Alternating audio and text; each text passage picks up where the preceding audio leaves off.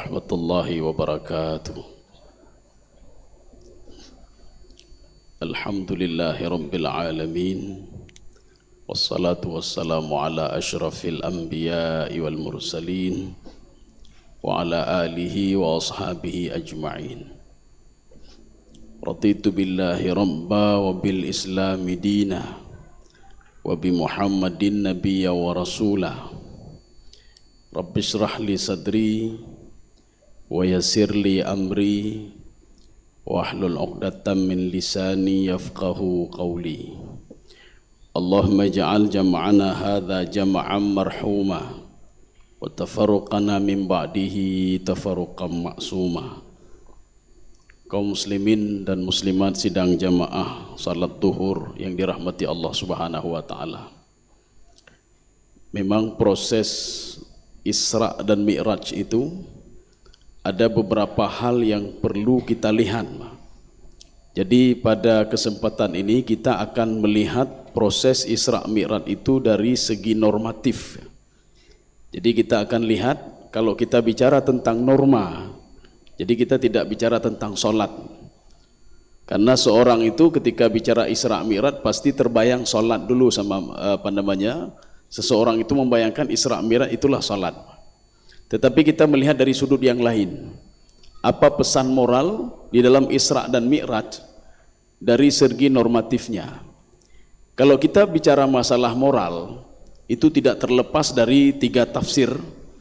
Yang pertama adalah tafsir Al-Qushairi, yang kedua Ibnu Arabi, yang ketiga tafsir Al-Qayyim.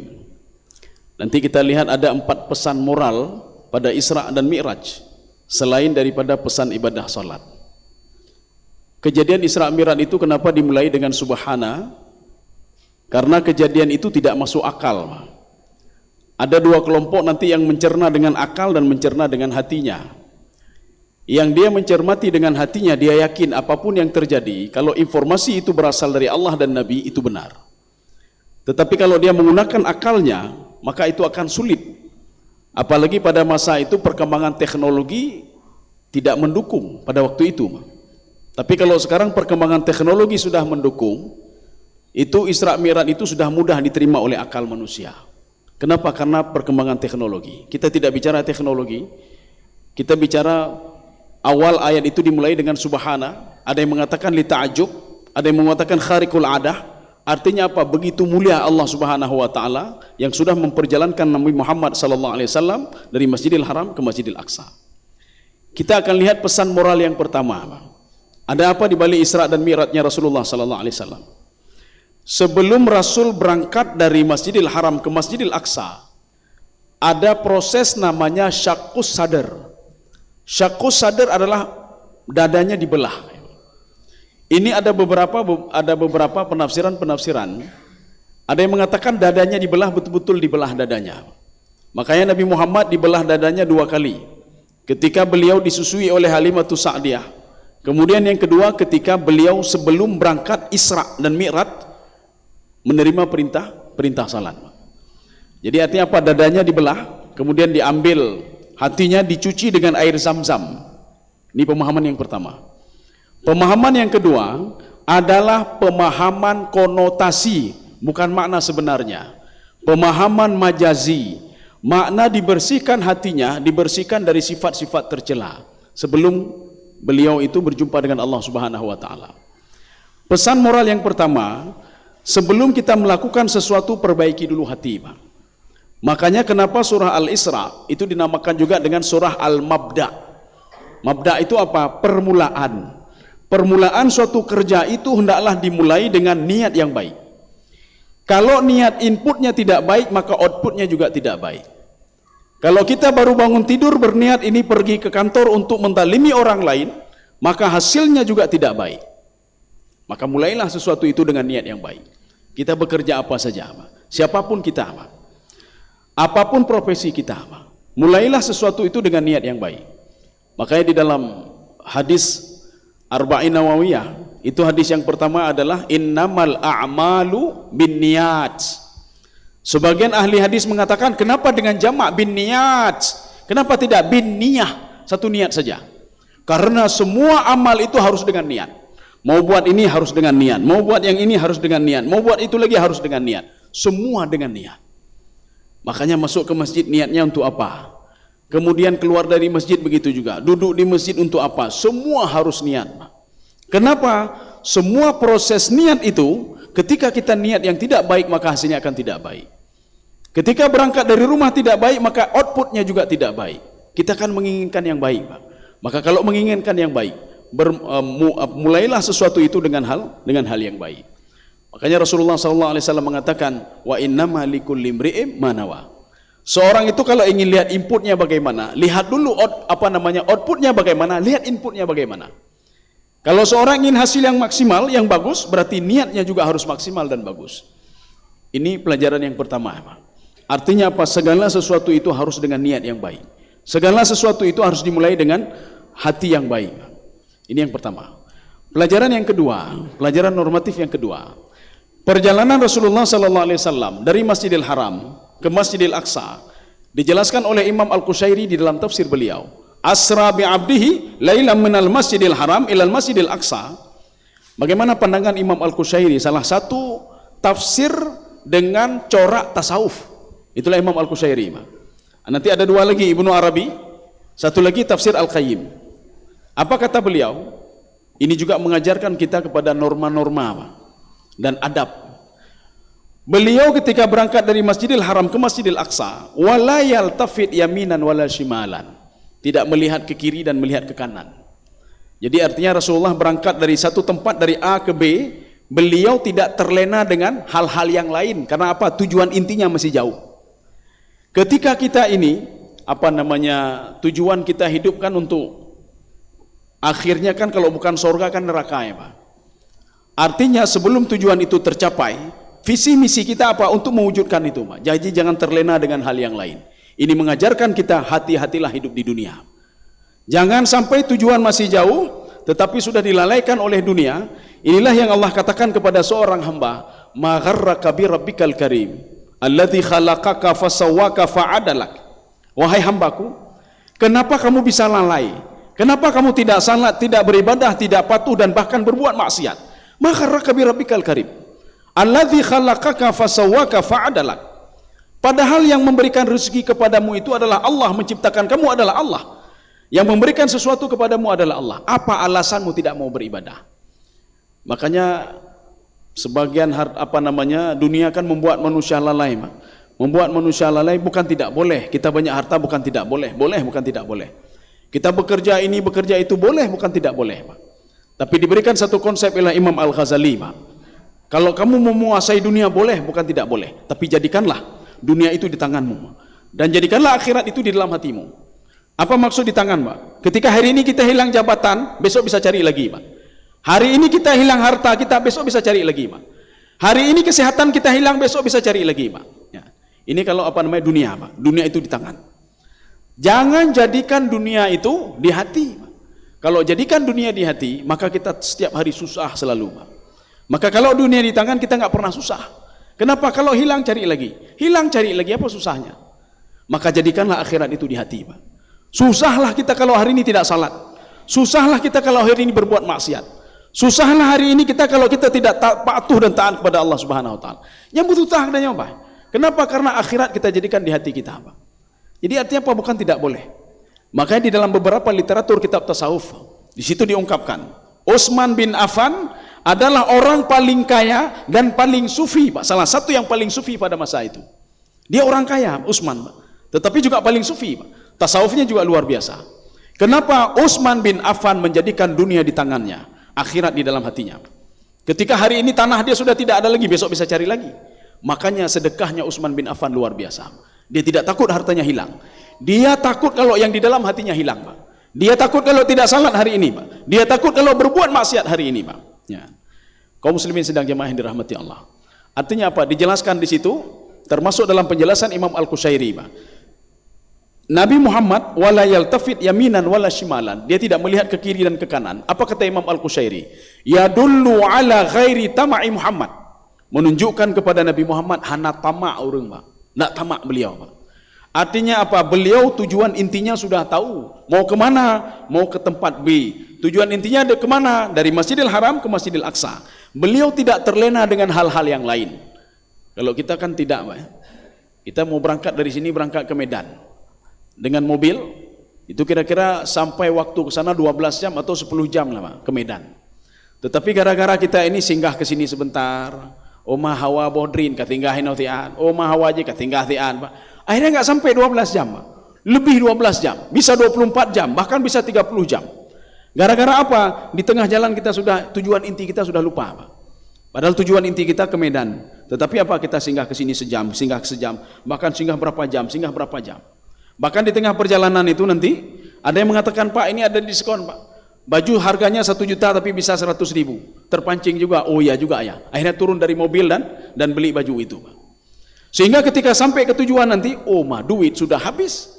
Tujuan intinya sudah tidak maksimal lagi. Kenapa? Karena sudah terlena di jalan tadi, Pak. Seorang itu dia akan tahu kalau visi misi dia masih jauh ketika dia mau meninggal dunia. Maka lihatlah ketika orang mau sakaratul maut, Pak. Di situ dia terbayang macam-macam, Pak. Saya salat belum lengkap lagi salat saya, ibadah saya belum lengkap lagi, sedekah belum ada, apa-apa belum ada. Maksiat saya banyak sekali, baru dia teringat, Pak. Tapi dalam perjalanan tidak teringat apa-apa. Kadang-kadang maksiat dia buat terus. Kadang-kadang taat begitu juga, maksiat begitu juga. Ketika pada akhirnya dia baru teringat, Pak. Ini maknanya apa? Orang yang kurang mawas diri terhadap visi dan misi dia ke depan, Pak. Maka diajarkan melalui proses ini, Isra Mi'raj ini, hendaklah seseorang itu tidak tamak kepada dunia dan dia tahu tujuan inti dia bukan di sini, Pak. Bukan di sini tujuan inti kita, Pak. Kita punya umur 60 tahun, 70 tahun. Kalau kita ingin mengejar jabatan cuma segitu saja jabatan yang kita dapat, Pak. Artinya apa? 70 tahun saja kita bisa nikmati. 60 tahun saja bisa kita nikmati, Pak. Bahkan kalau nanti belum sampai 60 tahun karena tidak produktif lagi, maka kita sudah pensiun. Hanale kaji pensiun, saya sanggup tidak. Menurut aturannya umur sekian sudah pensiun. Artinya tidak bisa menikmati lagi, Pak. Cuma sebentar kita bisa nikmati. Oh, jabatan mangat dan nikmati, Pak, cuma 5 tahun atau 10 tahun, setelah itu tidak kita nikmati lagi, Pak. Ini pesan moral yang kedua. Pesan moral yang ketiga. Ketika Rasulullah SAW itu akan dari Masjidil Aqsa dari Masjidil Aqsa ke Sidratul Muntaha. Rasulullah kan melewati langit 1 sampai langit ke-7. Pesan moral selanjutnya, Rasulullah tidak masuk ke langit pertama sebelum mengucapkan salam dan diizinkan masuk oleh Nabi Adam alaihissalam. Begitulah nabi-nabi setelahnya. Jadi Nabi Muhammad bersama Jibril mengucapkan salam ketika masuk pada langit pertama. Dijawab oleh Nabi Muhammad, dijawab oleh Nabi Adam alaihissalam, waalaikumsalam. Siapa di luar? Dijawab oleh Jibril, ana Jibril. Siapa bersamamu? Muhammad. Bersama saya Muhammad. Hal bu'itha, apakah dia sudah diutus menjadi rasul? Dijawab oleh Jibril, na'am bu'itha, dia sudah diutus menjadi rasul. Ketika itulah Nabi Adam alaihissalam menyuruh, sekarang masuk kalian. Baru disuruh masuk. Ini etika, etika mengunjungi rumah orang lain. Artinya sebelum masuk ke rumah orang lain harus mengucapkan salam dulu. Setelah mengucapkan salam jangan masuk dulu sebelum diizinkan. Jadi menjawab salam itu, waalaikumsalam, itu bukan izin untuk masuk, tidak, bukan tiket untuk masuk. Kita diizinkan dulu boleh masuk atau tidak. Kalau yang punya rumah mengatakan tidak boleh masuk, berarti tidak boleh masuk. Yang punya rumah mengatakan masuk, berarti boleh masuk. Kalau kita tidak, assalamualaikum, dijawab waalaikumsalam, buka terus pintu masuk ke dalam. Padahal itu melanggar norma. Bahkan kita ini assalamualaikum, buka pintu rumah, assalamualaikum, assalamualaikum, teruk dalam dia, assalamualaikum dalam. Nampak bu urung nasi nampak itu. Hai cok bu warna apa? Assalamualaikum juga. Tapi ulu apa? Kata mau rumah kau hana izin. Cok bu kau hana izin lama. Assalamualaikum, waalaikumsalam. Ke salim ke roh, ya, Pak. Tok dalam pintu ya aweh juga. Ini kan etika juga, Pak. Makanya ketika ketok pintu rumah orang lain, sebelum dijawab dan sebelum diizinkan untuk masuk, jangan pernah masuk. Di dalam Islam juga ada norma-norma ini diatur dalam Al-Quran. Jangan mengunjungi rumah orang lain setelah salat zuhur. Kenapa? Kadang-kadang ada yang istirahat atau dia sedang buka auratnya di dalam rumahnya. Jangan setelah zuhur, min ba'di dhahirah, ba'da salatil isya, setelah salat isya. Jangan sembarangan masuk ke rumah orang. Harus janji dulu, Pak. Kemudian setelah salat fajar, Pak. Setelah salat subuh. Artinya apa? Dalam Islam diatur hal-hal seperti itu. Katanya hana wate leho hana wate yang sama mendum ya. Sama mendum penting tajak rumah kau. Dan teleponnya tiada katruk, Pak. Artinya apa? Norma-norma itu dibutuhkan, Pak. Diajarkan norma-norma bagaimana berkunjung ke tempat orang lain. Ini sudah yang ketiga. Yang keempat, ada pesan-pesan moral. Yang keempat, ketika Nabi Muhammad SAW berdialog dengan Allah Subhanahu Wa Taala, inilah satu-satunya ayat yang turun kepada Nabi Muhammad tanpa perantara Jibril. Itu surah Al-Baqarah, akhir daripada surah Al-Baqarah. Amana rasulu bima unzila ilaihi min rabbihi wal mu'minun kullun amana billahi wa malaikatihi wa kutubihi wa rusuluh, sampai habis. Apa isi ayat itu? Allah memuji Nabi Muhammad sallallahu alaihi wasallam. Apa kata Allah? Amana rasulu bima unzila ilaihi min rabbihi. Sampai segitu saja ayatnya. Nanti baru disambung oleh Nabi Muhammad wal mu'minun. Jadi ketika Allah memuji Nabi Muhammad sallallahu alaihi wasallam, kamu luar biasa Muhammad. Amanah Rasul. Inilah uniknya Al-Quran, Pak. Dalam Al-Quran, kalau disebutkan Ar-Rasul, tidak ada lain untuk Nabi Muhammad. Kalau dalam Al-Quran disebutkan An-Nabi, tidak ada lain kecuali untuk Nabi Muhammad SAW. Kita bisa melihat nanti dalam kitab Sirah Nabawiyah yang dikarang oleh Ibnu Hisham. Kita bisa melihat Rahikil Makhtum yang dikarang oleh Safiur Rahman Mubarak Furi. Kita bisa melihat di dalam beberapa literatur tafsir, salah satunya At-Tabari, Pak. Pengungkapan kalimat Ar-Rasul dalam Al-Quran khusus untuk Nabi Muhammad. Pengungkapan Nabi dalam Al-Quran khusus untuk Nabi Muhammad. Maka kalau disebutkan ya ayuhan Nabi, tidak ada lain, wahai Muhammad. Ya ayuhan Rasul, tidak ada lain, ya Muhammad. Amanah Rasul, itu untuk siapa? Muhammad. Muhammad, kamu luar biasa Muhammad.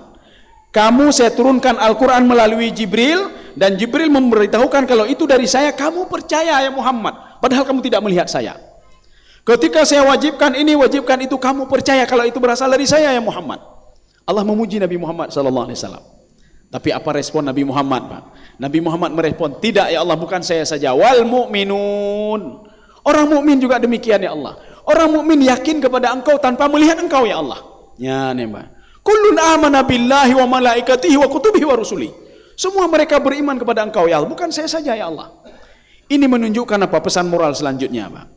Artinya Nabi Muhammad SAW tidak muncul egonya, tidak muncul, Pak. Kalau kita kan kalau sudah dipujikan ego kita luar biasa, Pak. Ada yang pegah omayu tak don pedang masjid tidro, bandu depuran. Hanan depu segolam hanan depu, ya, Pak. Omayu tak don kan bantuan yatim, bandu depu dauru lain kadrip kai depunya, ya, Pak.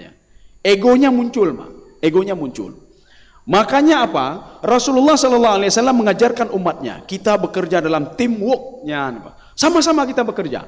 Kalau mau masuk surga, sama-sama masuk surga. Bukan hidup sendiri-sendiri, bukan beribadah sendiri-sendiri. Maka berlakulah amar ma'ruf nahi mungkar. Jadi jangan surga ke ibadah gerau. Maka seorang yang baik hubungannya dengan Allah tapi tidak baik dengan manusia, itu bermasalah. Maka Imam Al-Qurtubi mengatakan, iman seseorang bermasalah, kata beliau. Kalau dia cuma salat saja, ibadah saja, tapi gop itu menak aja, Pak. Itu menak gop, ke gop, ke gop. Atau gara-gara dia orang nggak nyaman hidupnya, Pak, juga bermasalah. Dia pandai berinteraksi dengan Allah tapi tidak pandai berinteraksi dengan masyarakat, Pak. Ada juga orang pandai berinteraksi dengan masyarakat. Dia bersedekah, membantu masjid, bantu anak yatim, tapi hanya semayang. Lebih-lebih lagi, Pak. Artinya keimanannya perlu diragukan, Pak. Kaum muslimin sedang jemaah yang dirahmati Allah. Makanya kita teamwork, Pak. Sama satu tim, Pak. Maka karena satu tim, kalau saudara kita berbuat salah, maka berikanlah peringatan kepada saudara kita secara baik-baik. Kenapa? Dia tim kita juga, satu tim kita, Pak. Sama-sama ingin masuk ke dalam surga. Makanya nanti kalau ada di dalam pandangan lain, itu mengajarkan seorang untuk selalu tawadhu dan jangan takabur, Pak. Ya. Jadi tawadhu itu bagaimana? Seorang ketika dipuji, umayu dah dona, kan lun ayu urung cilun yang gejeh lun, urung cilun yang ayu, Pak. Omayu dah dona, hana gurelun yang ayu nyan, Pak. Jadi mengajarkan seseorang untuk tawadhu dan merendah diri, Pak. Ini yang tidak dimiliki oleh iblis, Pak. Ketika iblis disuruh oleh Allah Subhanahu wa taala untuk sujud kepada Adam. Makna sujud di sini kata Imam Al-Baidhawi dalam tafsir beliau, at-tawadhu usjudu li Adam, ai tawadhu li Adam. Tawadhulah kamu sama Adam. Akuilah kalau ilmumu itu tidak seberapa kalau dibandingkan Adam. Maka muncullah sifat-sifat takabur sama iblis, Pak. Apa beda takabur sama ujub, Pak? Ujubnya bangga ada, Pak. Nyan menyo hanalun bantu masjidnya, hanalaganya masjidnya. Itu anak yatim itu kalau tidak saya bantu merah-rah anak yatim, Pak. Ini ujub namanya, Pak. Dia bangga dengan amal ibadah dia sendiri. Nyan menyo hanalun pububino hana jadeh mendumnya. Tetapi kalau takabur, Ini seperti yang iblis takabur. Kenapa penyakit takabur itu lebih dahsyat? Sehingga Allah mengatakan tidak boleh masuk ke dalam surga orang takabur, Pak. Kibrun, ada takabur sedikit saja dalam hatinya. Takabur itu sudah membanggakan diri, ya pekek gak belum, Pak. Yang takabur, Pak. Seperti yang dilakukan oleh iblis. Ini masjid ini saya yang buat ini. Ini saya yang buat. Kamu buat apa sudah? Apa yang sudah kamu buat? Ya pekek gak milik orang lain, Pak. Ya. Inilah yang dilakukan oleh iblis. Ketika iblis disuruh sujud kepada Adam, disuruh tawadhu, kalau ilmunya tidak seberapa dibandingkan Nabi Adam alaihissalam. Apa kata iblis? Ana khairum minhu khalaqtani min narin wa khalaqtahu min tin. Saya lebih baik dari dia, ya Allah. Dari segi ibadah saya sudah beribadah 1500 tahun lamanya. Dalam satu riwayat lagi, Pak, dalam tafsir Baydawi, thamanina alfasanah. Saya, ya Allah, sudah beribadah 80.000 tahun dibandingkan dengan Adam. Adam belum beribadah. Yang pertama dia diciptakan dari tanah, yang kedua ibadah belum apa-apa belum. Kenapa hebat dia dengan saya? Lebih hebat saya, kata iblis, Pak, daripada dia. Maka dicap oleh Allah Subhanahu wa taala, hana butuh iblis, Pak. Makanya pesan spiritual yang keempat, Pak, pesan moral yang keempat. Ini menyuruh kita untuk selalu tawadhu, menghargai orang lain, dan kita dalam satu tim, bukan sendiri-sendiri, Pak. Ketika kita beribadah bukan sendiri-sendiri. Makanya kita ini hendaklah memberikan masukan kepada orang lain dan siap untuk dikritik oleh orang lain. Kenapa kita satu tim? Kalau sendiri-sendiri ya sudah jalan sendiri-sendiri semua. Mau salat seperti itu, salat ini terserah. Tetapi kan tidak. Maka dianjurkan oleh Allah, dianjurkan oleh Rasulullah SAW. Kalau kamu adalah ummatan wasatan, Pak, jadilah kamu itu ta'muruna bil ma'ruf wa tanhauna 'anil munkar. Kalian satu tim, bukan sendiri-sendiri, Pak. Demikian saja. Mudah-mudahan ada manfaatnya bagi saya sendiri dan jemaah sekalian.